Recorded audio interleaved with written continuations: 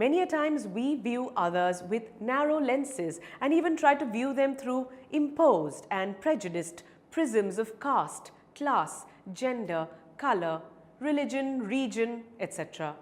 But that's not the case with the poet of No Men Are Foreign. And we will understand it in detail when we read the poem. Before that, let us take a quick look at the life and works of the poet James Kirkup. A creative English poet, translator and travel writer, James Falconer Kirkup was born on the 23rd of April 1918. He began his career as a teacher in the Downs School in Colwall.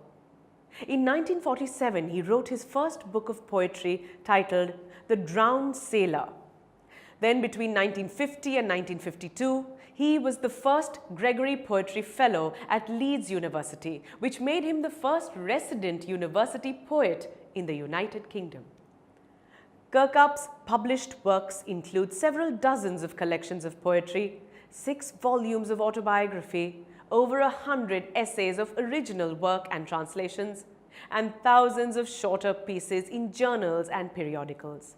The poetry No Men Are Foreign was published in the year 1966 as the first poem of the collection by the same name. Now in this poem, the poet reminds us of the many ways in which we are all the same, for we are all human. No Men Are Foreign by James Kirkup. Remember, no men are strange, no country's foreign. Beneath all uniforms, a single body breathes. Like ours, the land our brothers walk upon is earth like this, in which we all shall lie. They too, aware of sun and air and water, are fed by peaceful harvests. By war's long winter starved, their hands are ours, and in their lines we read, a labor not different from our own. Now, before I tell you what the poem is actually about, I want to draw your attention to the structure of the poem. Also, this poem is written in the first person, hence we assume that the speaker of the poem is the poet himself. Moving on, we'll now discuss what the poet is trying to convey here.